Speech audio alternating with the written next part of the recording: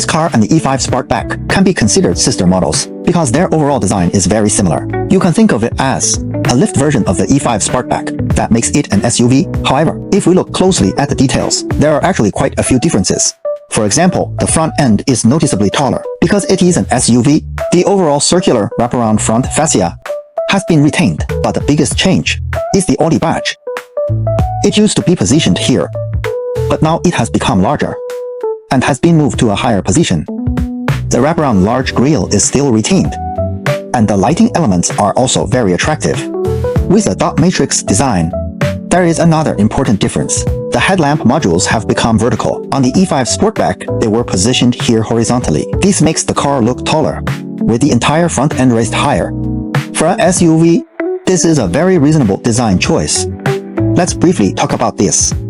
This car follows a 5-3-2 layout, meaning a 5-meter body length, a 3-meter wheelbase, and a 2-meter width. It can be said to be a very mainstream size.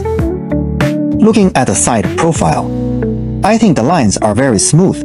You can see the overall flow of the lines, which feels very mature and refined.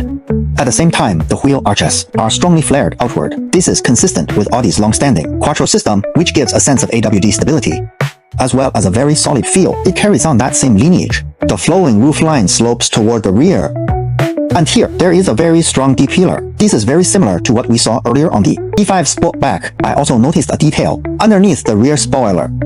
There is also a perforated design, so this design is also derived from the E5 Sportback. Alright, now let's look at the rear. At the rear as well, the badge looks very confident. Previously, it was a small badge in this position, but now it has been given a very standalone, eye-catching placement, and it can light up. There is a large wraparound taillight. Just like on the E5 Sportback, the taillight modules are also positioned here, echoing the front design. They are vertical. Overall, the design feels very mature, and at the same time looks very premium. It doesn't rely on many sharp lines. Instead, it mainly uses raised surfaces to create a very smooth, yet powerful overall shape. This kind of surface design is excellent.